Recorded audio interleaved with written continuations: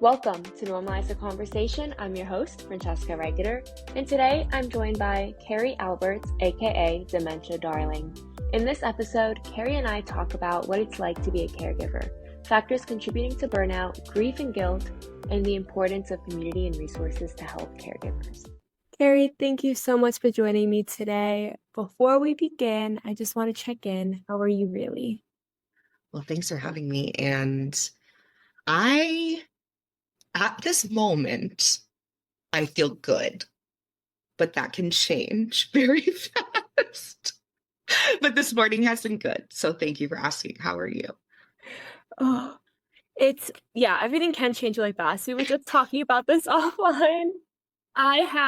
We talked on Monday, today's Thursday for those listening, and it was like Monday morning, everything was great. Life was really amazing. Then by Tuesday, the world was ending, full on tears for like 24 hours straight.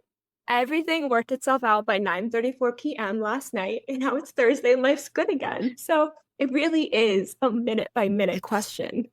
It's wild. And I can't I really don't understand people that don't have so much focus on their mental health, because some people in my life are like, what do you mean you're like thinking of these things? It's like every day, every minute, every hour is like revolving around my mental state, I feel like, and where I'm at. And I feel you too. Like I think on Tuesday, I had a mental breakdown. And then yesterday I went to the gym for the first time in 4 years.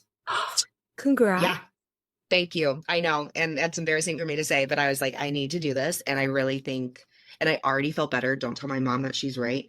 And I already felt better. And I was like, okay, this is what I need to do now. And so like, I'm going to the gym today again. I'm going to try to like get those endorphins going, because man, my mental health like rules my life. Yeah. It's so hard. It's so hard. Yeah. It is so hard. Oh, it's the worst when your mom's right too. Whenever I'm right. That I should be doing for my mental health, and then I finally give in one day and do it. Can't tell her she was right. Exactly. We can't. She can't be right all the time, but I swear she always comes in clutch. I need to start listening more. But again, I'm not going to tell her to listen to this episode. So I'm just kidding. Mom, if you're listening, you're actually never right. Yeah, no. Yeah. So hoping that will help a little bit. But yeah. I love that. It's so important to find things that can help us, and what helps us now may not help us down the line, which I think was very frustrating for me, because my life is so dependent on my mental health. And then I have these practices that I'm doing, and use the gym as the example. There was one point in my life where I was at the gym 3 times a day. It was every morning, like I just would run out my frustration and stress and anxieties of the day, and I would end the day at the gym. And then anytime I had a break, just run into a workout class, something. Then there was times in my life where I was like going into the gym made my mental health feel even worse, because I felt stuck in this comparison game all around me, or I felt like, oh, I'm not lifting strong enough weights. I can't do this. So I go through like these periods where some things really work, and then all of a sudden they're not working. And I'm like, now I don't know what to do.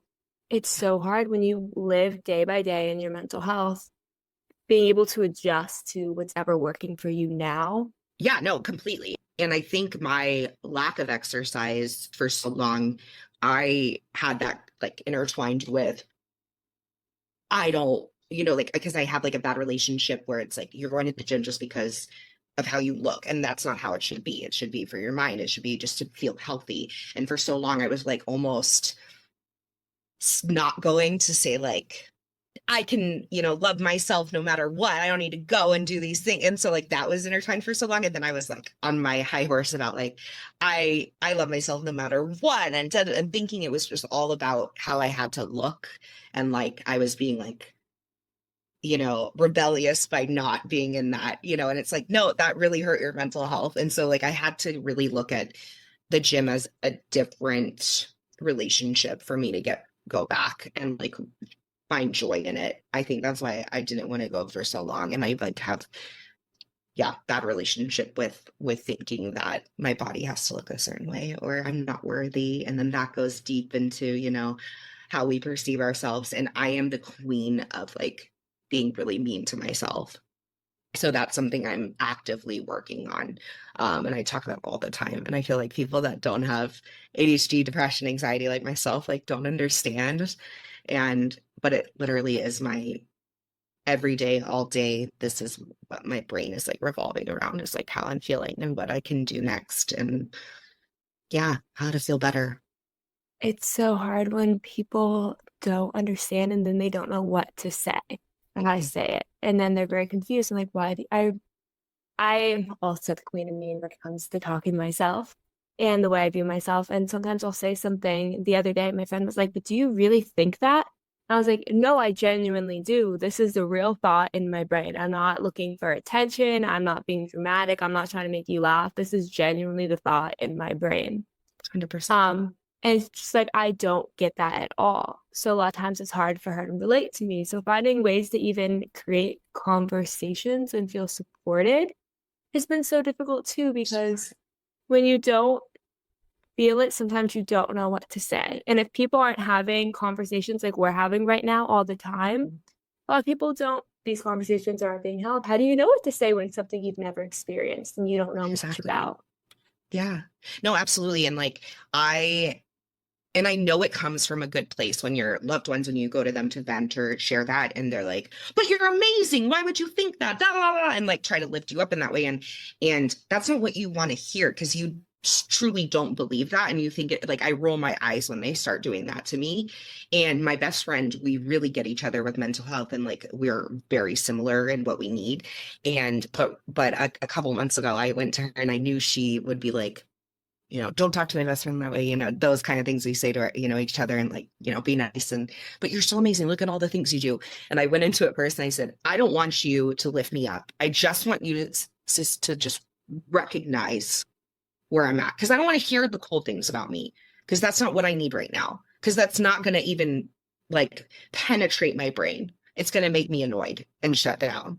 Like, I want to be heard, because my brain is literally telling me every day that I'm the worst. I'm just the worst. And my brain is on like this weird, I don't know, it always goes when I do anything. I swear, I probably say it 200 times a day to myself. Carrie, you're a mess. You're a mess. And I've been trying so hard to stop and say, you're not a mess. You're freaking trying. But it's so hard, because my brain is like screaming it to me.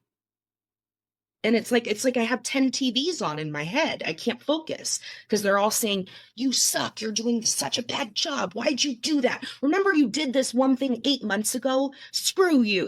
Literally, that's what my brain is doing to me. I, I don't know what to do. Like, it's so hard. And so talking about it, and then when you do bring it up and they're like, but you're so amazing, da, da, da. And it's like, I appreciate that, but that's not, my brain doesn't listen to that. I don't know. And I don't know where I'm going with this, but that's where I'm at right now. My negative self-talk, specifically, Carrie, you're a mess, has been so loud. I think specifically because I went full time for myself as an entrepreneur in May. So that might be part of it, but I've always had that voice, but it's been so strong. It's scary. I mean, I don't love that for you, but I love it at the same time because you get me. And that's the thing. It's like that negative thought screaming in your brain. And everyone's like, but you're great. And I'm like, I love that you see me that way. Thank you so much, because that makes me happy that someone else sees me great. I wish I could. That. Love it for you. Kind of love it for me. But I can't see myself that way. I had so much going on this past week, and I turned into this giant breakdown, and I was on the floor and just in tears. And I was like, I came to California full time and left my grandmother, and she's in assisted living. I'm a terrible granddaughter. How could I do that? And I just spiraled. Like, I am a terrible granddaughter. I'm a terrible person. I abandoned my grandmother. And that's what's screaming at me in my brain. And everyone telling me, no, you took care of her for years. Doesn't matter. Right now, I'm not there and I feel terrible. And something's not going the way that I think it should go. And I'm like, I made a mistake. I abandoned her. I get that is likely not the case. Didn't really abandon her, nurse. Like, I get the logic behind it. When you stop. It's not what my brain is saying to me. And when I can't calm down and everyone around me trying to like rationalize things to me, it doesn't work. I'm like, you're only making me more frustrated because you're not Yep. getting what I'm feeling right Yeah. now. Yeah. And it's so hard because you're like, I appreciate you wanting to listen to me and lift me up and encourage me. And I feel like that it's such a hard like line to walk and forming that communication where it's like, no, just let me cry about it. And just so I don't feel alone in it, just like be there on the phone or sit next to me or take a deep breath with me or just let me vent about it. It doesn't have to be, no, no, no, that's not the You case. don't have to fix it. Exactly. You don't have to fix it. I can just feel this way because that's how my brain is. And sometimes the thoughts just need to scream their way out and get out. But if they don't, That is so true. if you keep suppressing them, they're just going to get louder and louder and louder. So sometimes you just got to let it go. Let it and cry and get through it and breathe and then try again. Exactly. Exactly. And I, it's just so hard when you, I don't know, when I try to stop myself and, the whole thing, like, you wouldn't talk about anyone else like that. So why do you talk about yourself like that? It's just so crazy how your brain can just be so against you. And for so long, I thought it was because I was truly messed up in so many ways. Like it was all my failings that led me to be this way. And when I got an ADHD diagnosis about 2 years ago now, maybe, yeah, changed my life. Because it was like it took some of that, oh, it's because you are, not a good person that you have these feelings. No, it's because my brain is literally wired differently. And that helped me so much. And I think that's why it's also so important to talk about these things and be very honest about what our brain is doing to us, because getting validation, getting a diagnosis is life-changing in so many ways. And it's not fun to find it out, but it's like a relief. And now I've been in that like grieving stage the last 2 years of like grieving that I didn't know this about myself. And I spent so 32 years of my life thinking I was just a trash human who couldn't do things like everyone else. And that's helped me a little bit in understanding my brain more and trying to explain it to other people. But I think we are so still lacking the understanding specifically of like women's brains with ADHD and grief and all the things. Like I think it's just really easy to beat yourself up and be in a spiral of these just thinking we're failing all the time.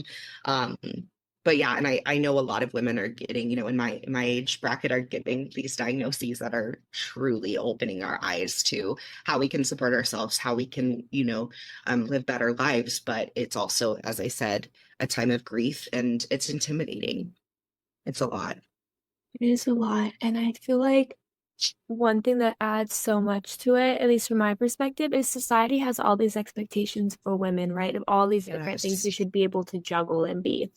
And then when not, it's not feasible. If you lived in a perfect world, it's still not feasible, right? Like if you lived in that perfect world, the vacuum, whatever that Yep. thing is in physics, like if you lived in that, it still isn't feasible. It's still too high of expectations and pressure and stress you're putting on women. But then to have a mental health condition, to be struggling, whether it's ADHD, depression, anxiety, anything, going through trauma, grief, it's so much if we're not supposed to talk about it, because if we talk about it, then we're emotional, we're hysterical, we're attention seeking. Yep. Just don't try, and we want everything given to us, Sensitive. whatever they want to say. Yeah. It's so frustrating because then it's like, okay, something's wrong with me that I can't live up to impossible standards that are being put on me. Now what? I'm the problem when I want to say like at least 50% of the problem is society's expectations. And then another big percent is not having these conversations where we can learn more about what we're experiencing and what resources and support and tools are available for us. Yeah. And with whatever we're experiencing, maybe there's ways we can adapt to create routines and create practices that actually set us up for success instead of what society's taught us that a day is supposed to look like. Exactly. And I love how many resources and like I'm thinking more so because I'm a social media quote unquote influencer in the dementia world. And so I'm always, seeing I felt all the ADHD like pages for women. And I'm just so at home. Like, because you're just like, oh my gosh, they get me more than anything. Like, they understand me. And like, how are we going through this world so differently?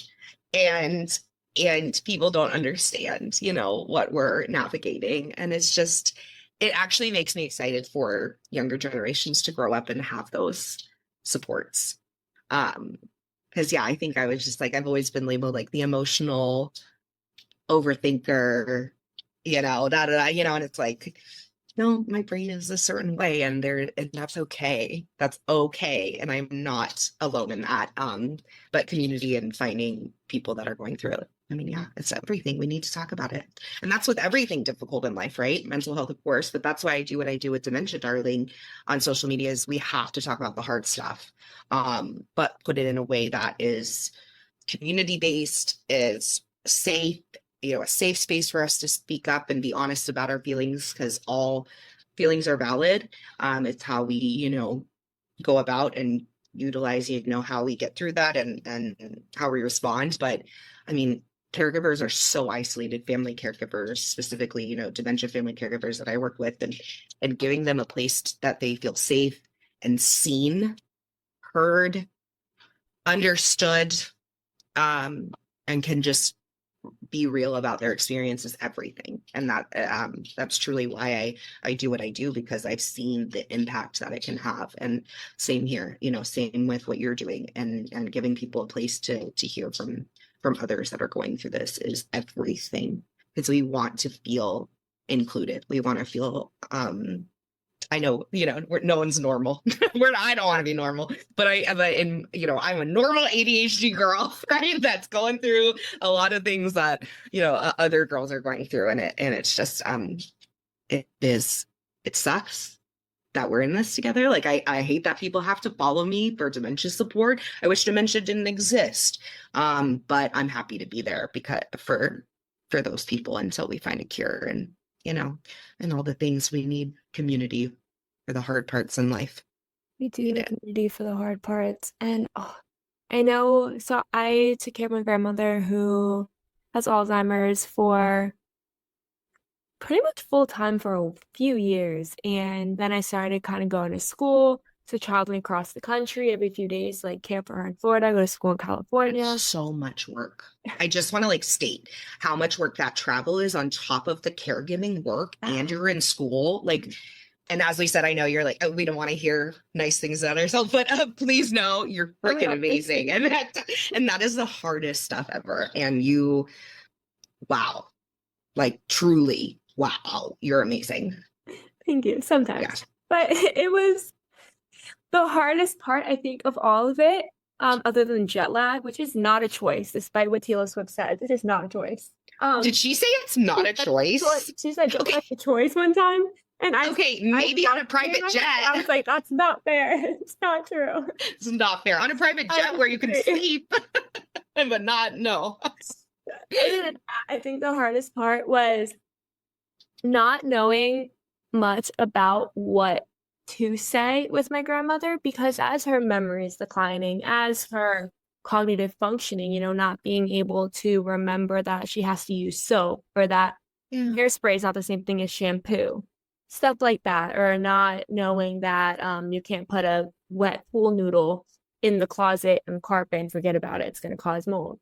It's just all these things that she would have known how to do before that she would have taught me when I was growing up, right? And all of a sudden that's switching, and I'm like, and the first few times it happens, you might not realize what's actually happening. So I know that I was a lot less patient in the beginning. I'm like, why would you do that? Now we have to have someone come out and get rid of all this mold, pull out the drywall.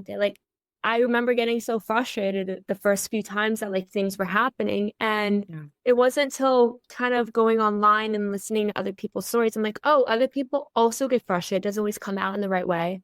But, and that's, it sucks that happens, but it's okay to know that you're not the only one that doesn't always know what to say and how to say it. You're human.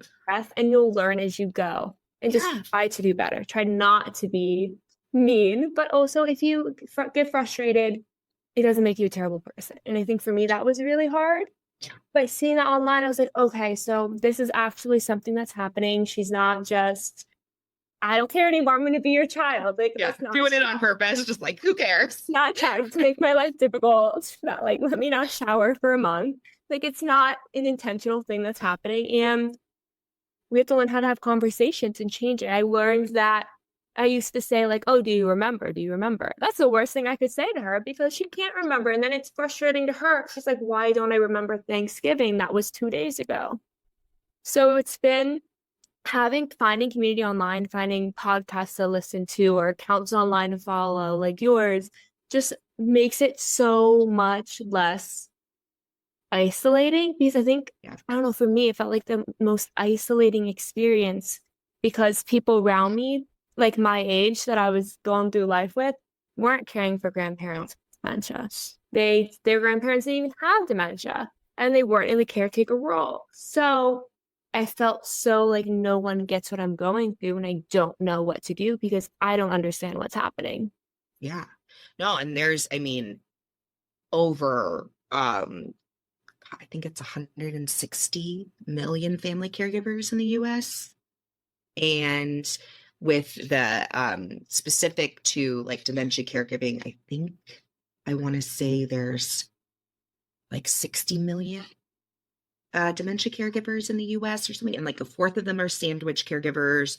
So that's, they're caring for kids and older adults. And then I believe a fourth are millennials, and then there's a lot of Gen Z, coming out actually because now younger people are actually getting dementia. So people even have parents, and there's 13-year-old children that are taking care of their parents and are part of groups. I mean, it is wild. And it's still not seen. This is what blows my mind.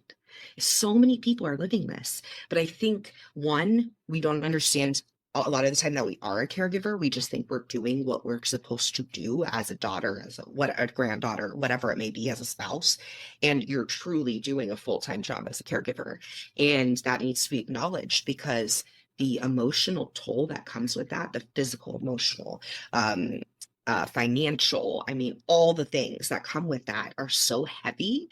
And if you're experiencing those and you're not realizing, oh, I'm like legit doing a role here to keep someone else going in life on top of my life, that's a lot. And if we're not talking about it, hello, that isolation is so heavy. And that's why I started Dementia Darling online, is because I was realizing throughout meeting these amazing caregivers in my work, sometimes they had been, by the time they got to me in a community setting, they had been doing this for 10 plus years. No one has stopped and said, whoa, are you doing okay? Or that sucks. And you're amazing. Thank you. Because, it may come to a time where your loved ones with dementia doesn't have the context to say thank you to you. So you haven't heard that in years, maybe. And that didn't sit right with me, of these people feeling so isolated and thinking they were the only ones going through this when their neighbor could literally be going through the same thing, but no one ever said anything.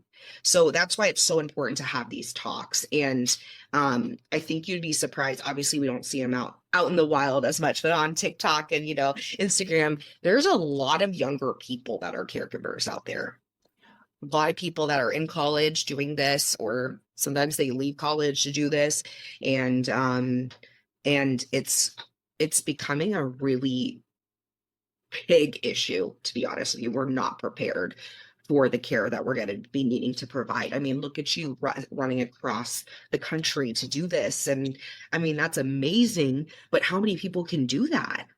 Yeah. And that's not realistic for a lot of people. And so yeah, that's why these conversations and understanding the mental toll and the mental health and the grief that the caregivers might be going through. Of course, the people living with dementia, they're dealing with it too. They're still human. They're human. They're grieving their losses, all the things.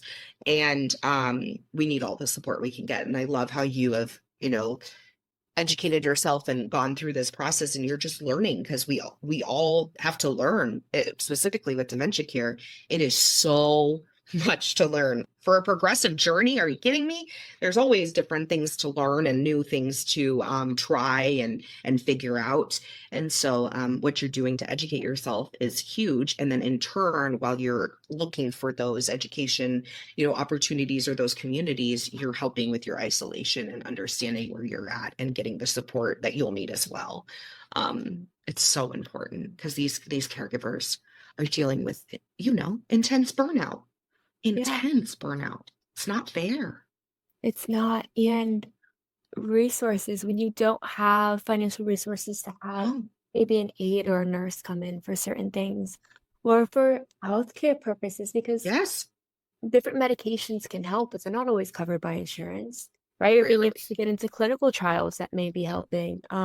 Just not everyone has access to resources like that, on top of people who have to go to school, work a full-time job, and take care of a loved one. And it's like all Yeah. falling on them. And I mean, the pressure alone of all of that, on top of what it's like to just be a caregiver. If I was just a caregiver and didn't have anything else going on in my life, and it would have still been the loss of my grandfather, it would have been the car accident they were in, it would have been going through everything with her suddenly not being able to walk or move and having to relearn how to do all of it again. It still would have been my mental health. In my psych ward stay, would have been having to be able to recognize that she's not really remembering things as much. And is this a trauma response? Is this cognitive decline? What is this? Going to the doctors and trying to learn what questions to ask, asking the questions that are all the wrong questions, getting answers that actually weren't the right answers because we weren't looking at it from a full standpoint, comprehensive. Um, it would have been having to learn how to, I don't want, it's not like child-proof, but it was like senior-proofing the house, right? Being 100%. able to make, Keeping them safe. um, rugs. It's still been having to figure out that she wants rugs, but it's just gonna slip, so finding the non-slip. But she doesn't like that, feel of the rug. Why am I taking the rug away from her? Being able to make it not like I'm taking all of her control away. Fighting to see when I should take her car away, not knowing this is getting too close, but I don't want to take all her independence. She seems okay, but I don't know. Back and forth for months before it's finally like that was too close. You're done with driving. Dealing with the breakdown of that and the fallout. Having to take away different cards because she's constantly losing her debit cards, Yeah. right? And having it that she's only has access to one credit card. And then we can go to the bank, she can pull out cash for the other account. So making sure that everything's in place, knowing how to find where her bank accounts are, and making sure everything's done properly because she doesn't remember. And names weren't taken off originally when my grandfather passed because she was going through stuff and then lost the son. So figuring out all the financial aspects and how to get that prepared, when to hire an aide, how do you find the right company? What questions do you ask? What kind of services do you actually need? Is it time for assisted living? What assisted living? What kind of services do we need? Oh, is that too much money? Is that not enough money? What does that look like? So many questions. Oh, should we change her insurance because assisted livings only accept this type of insurance, but her main doctor's on this, so now we're ready to change her doctor. What medical history do I maybe not realize that we need to bring to the new doctor? So many questions. It would have been just those questions without any of the outside, still is overwhelming. Yes. All the other stuff that we have as humans and not having access to the resources that you need, and it feels like it's all on you. And when you don't have that extra support, how do you even breathe? It's horrible. I honestly don't know how family caregivers do it. I don't. And I know I'll be a family caregiver one day. Um, and I mean, I talk to literal geriatric doctors, geriatricians that have come into this caregiving role, and they're like, it doesn't even matter that I'm a geriatrician. Nothing, like it didn't even get me ahead because it's such a different ballgame when it's your person and navigating things. Like it doesn't even help being a professional necessarily in this case, because when it's your family, it is so different, and the battles that people are up against are so individual, and dementia is so individual, right? Everyone has a different experience with dementia. There's over 120 causes for dementia.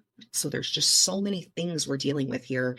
And I I honestly, it breaks my heart that people are thrown into these situations with no support, and they have to keep their life going as well. And that's why there's such an issue with these family caregivers. And it mainly falls on women. Care work, is seen as a woman's job, unfortunately. I do see a lot of wonderful men, spouses, sons. They are there. I'm not trying to say they're not there, but of course, we see mainly women's roles. And the common thing I hear is their sense of loss of identity. And that is what makes us us, and what helps us get through life is being in tune with what we love and what we know, and what fills our cup and our soul, and whatever that may be, whether that's things with our career or our friendships. And unfortunately, as you just stated so well, is you don't even have time for that. And it's so easy to put yourself on the back burner, because that's the one thing you can control, right? Where you can be like, oh, well, who cares about me at this point? And it's such a problem. It's such a cycle. And then, maybe their loved one goes to a community. You're still a caregiver. You still are up at night. You're still getting calls. But when you do, when the person eventually passes, these poor caregivers find themselves in a sense of, what now? My purpose is gone. And so that's why it's so important to make sure that we hold on to our sparks in life, and what is important to us through the caregiving journey. But again, as we just said, that's so difficult if you don't have the resources, don't have education, the respite, care, financial opportunities, whatever it may be. There's so much stacked against these caregivers, but that is, I feel like, such a heartbreaking part of this that is not seen when, after the fact of losing yourself, and then dealing with all the grief that's been accumulating that you haven't been able to deal with, because you just have to keep going and pushing through, and you just kind of put that grief on the back. Okay, let's put that in my bag for later to worry about. And it's just too much. It's too much for these caregivers. And so I hate, having to say, oh, remember self-care and all the things. And, we used to kind of push, what would happen to your loved one if you weren't able, because if you didn't take care of yourself. But I don't even like to say that anymore. It's not dependent upon, another person. You just are worthy of self-care.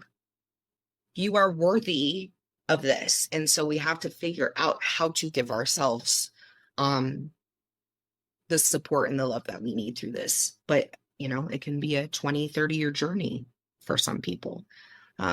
It can be really long and really difficult to get through. So I encourage caregivers to try to stay in tune with who they are and what sets them on fire, even when it feels like it's not possible in those seasons of life. But just staying in tune with ourselves is so important. Yeah, and filling our cup to help with mental health through this time. Yeah, the hardest journey. It is, and that sense of identity. And my grandmother's my entire identity for so long. Yeah. Everywhere I went, my grandmother was with me. If I was going out with friends, I went on a date on Valentine's Day, my grandmother was there with us. I love that. I love you so much. That's amazing. I had told the guy I was dating at the time, I was like, well, my grandmother's coming with us. And he did bring her flowers and a card and chocolate too. So it was really sweet. It all worked out. But yeah, it was so sweet. She was my whole world. Everywhere I was going, she was coming with me. I'd bring her, but then I found ways to incorporate things for me with her, because at that time I was not going to separate myself from her. My whole world, terrified of losing her.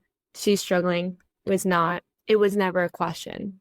And I feel like that became really difficult, because everyone's like, you have to take care of yourself too. Put your mask on first. And I was like, exactly how? I'm like, I can't leave her. So I started including her in things that were good for me. She was a tennis official. So I started taking up tennis to feel closer to her. I really enjoyed it. So I would take her to tennis lessons with me a couple of times a week. I liked going out to happy hour with my friends. And so she'd come with us, and then I'd include her friends and bring her friends too. So she had people to talk to, I had people to talk to, and then you have a nice group of 20 somethings and 80 somethings hanging out. It was cute and it's fun. I like doing activities, like I liked painting pumpkins for Halloween. So I had her friends painting pumpkins with us. So it was just finding things that I enjoyed, doing my work, my nonprofit work, showing it to my grandmother and getting her opinion or advice, trying to have her draw what she thinks that would be. So finding things that I really liked and that were helping me and just including her and not making it feel, I feel like it was proposed to me as it had to be a choice, me or her, for so long. And when I finally got to a point where it was like, okay, I know that I will never choose myself over her. I choose my entire world, always will be. Um, but maybe I could choose us together and finding ways I could do that. And that changed everything. That was so beautiful. Oh, thank you, thank you. I was just on FaceTime with her right before this, by the way. And I was talking to her because I'm coming home for 3 weeks. She's like, are you sleeping over? Or are we gonna snuggle? I was like, maybe. Probably that. I'm so glad you're going home or going to be with her for 3 weeks. That's fabulous. And then not running back and forth every couple of days for a second. That's nice to hear. But what you said, like, is so true. And like, your caregivers are under this impression because it's how pressure and society and family that doesn't understand and gaslights you. It's like, no, it's either you or her, like you said. And it's not you completely going into her life. It's, like you said, going into, coming together in your lives and doing things that it's not always about catering to her needs, but what do you like to do that you can teach her to do, like you're saying, or be a part of. And yeah, we're so focused on, well, my mom, she likes to do this type of thing, and so I'm going to support her in that. They can also support you in your things. Right. So I love that you're saying that, because that is so spot on and such a common misconception and feeling of like guilt if you're not doing things that they ultimately love to do. And it's like, but you gave her opportunities to find other things to enjoy, and we can always try new things and do new things together. I love that so much, and that was really smart. So I'm glad you did that. It is the guilt, right? There's so much guilt. Every second I'm not with her, there's so much guilt. Every second that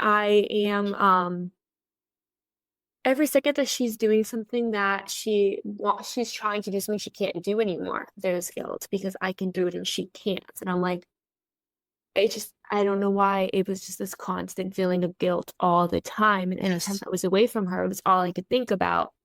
And I mean, now I have to call her 10 times a day. I feel like there's not that much guilt there. So I'm not saying that I've figured this out, but learning that it's okay to not make the entire life about them.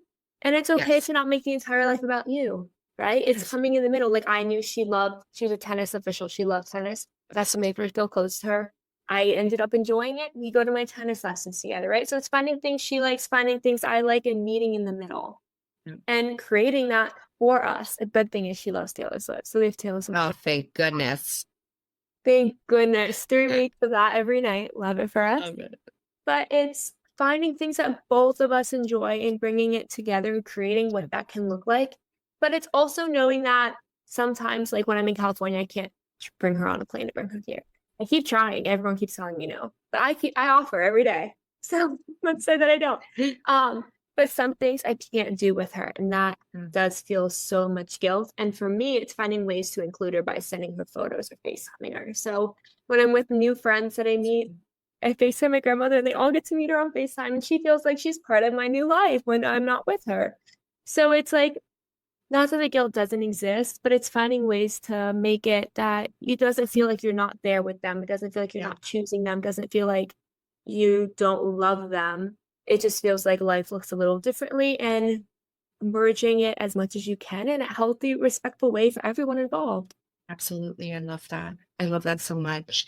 And it's also just a reminder for caregivers, like you're allowed to choose yourself sometimes, and you're allowed to still do the things that are important to you.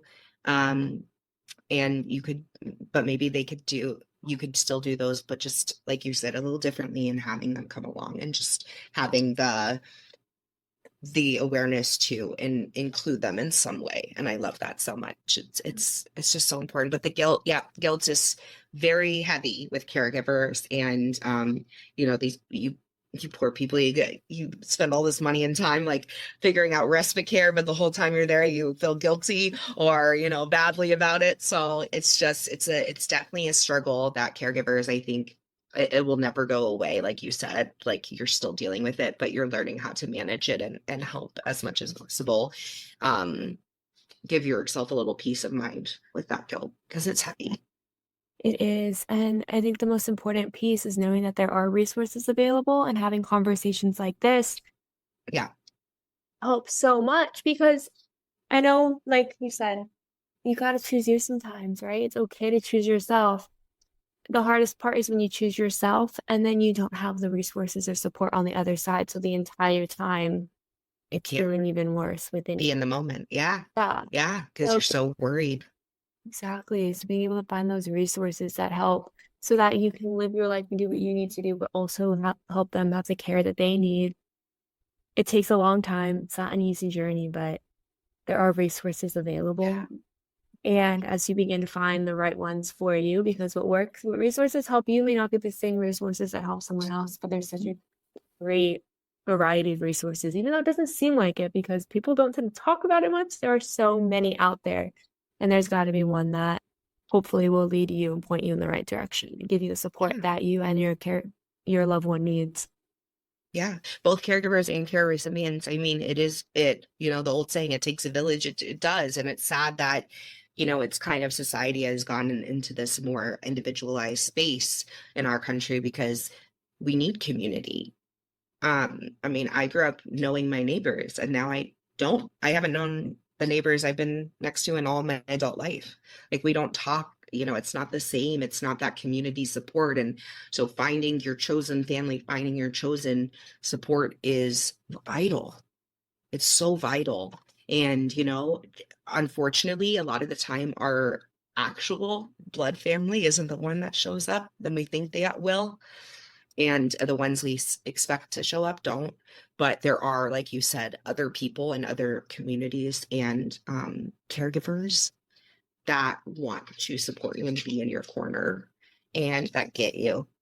And it stinks that it's not necessarily the people we expect to be there, but everyone needs community, everyone needs help, that no one should be doing this alone, but unfortunately so many people are. Community is such a big piece, and a lot of times when we are doing it alone, it feels like no one will understand, no one gets it, and that there's nothing for us outside of it. Like, this is it. It's never going to feel better. I'm never going to have the support that I need. I'm never going to find someone else who gets it. And it becomes really isolating and self-defeating. So to know that Absolutely. there is community and you can find that online. If you can't find it in person, you can find it online. Yes. I'm always either like, yes, online and yes, social media, or I'm like, no, this is one of those times where I'm like, yes. I can feel that for sure. I feel safest, just my personal preference. I feel like the community on Instagram is just really beautiful in the dementia community that I've been blessed to be a part of. And the camaraderie on there, the support of people you've never met in person, but you feel like you've hugged them 1,000 billion times because they've been there and they're the ones that get it and see you and all of your struggle. It's huge, and it is crazy to think we live in a world where we live in a time where you can become close to people without meeting them, right? Where you can literally become close to someone across the world. And with dementia, as I said earlier, it's this is a worldwide issue. This is in some countries don't even have a word for dementia yet. And some people are really, suffering and not having community and having that isolation. And the amount of people from, the Caribbean where that follow me that are like, you're the first person to talk about dementia I've ever seen, or things like that. It's so important. It's so it's so needed to find your community. And because I knew about the dementia community being in it for so long, the second I got my diagnosis, I was like, oh, where's my Instagram community? Because I know they're going to get me.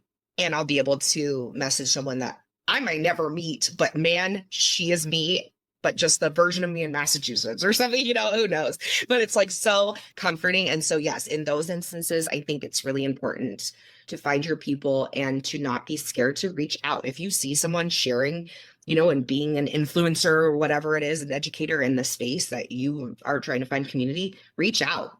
Reach out to other caregivers that are sharing their story. They want to find you too. And, and I say that can be scary for some. I'm outgoing, so I don't really care. I'll do it. If they don't message you back, don't take it personally. They might not see it. They're overwhelmed as well. They're a caregiver, but put yourself out there, because you truly never know who might come into your world and just change it because you get each other. You are both living these parallel lives almost. It's wild to see the beautiful connections that can happen from social media.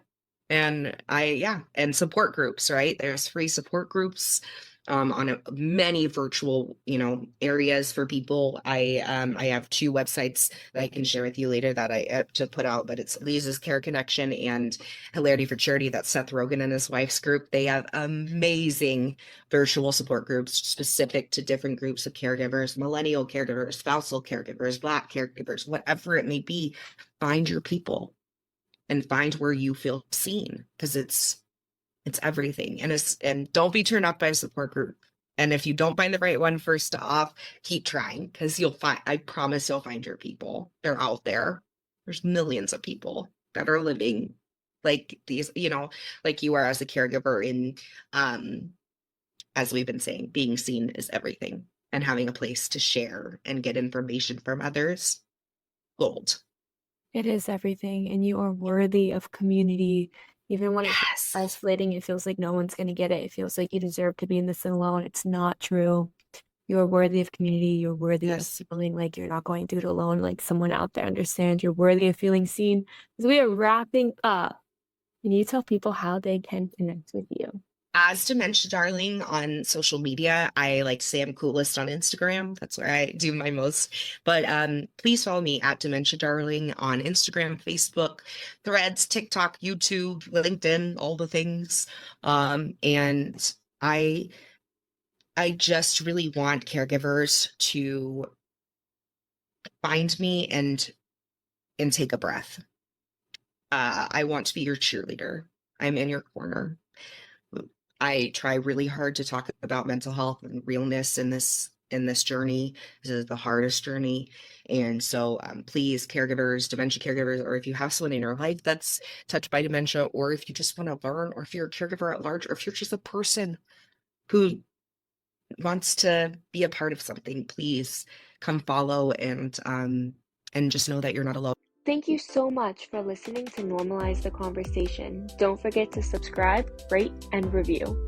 This podcast is an initiative of Inspiring My Generation, focusing on normalizing the conversation, bringing education and awareness to the forefront, and amplifying global voices to spark change and hope. Inspiring My Generation is a 501c3 nonprofit organization on a mission towards suicide prevention through awareness, conversation, education, and support. Connect with us on Instagram at Inspiring My Generation and visit our website inspiringmygeneration.org to learn more about our work and how you can make a difference.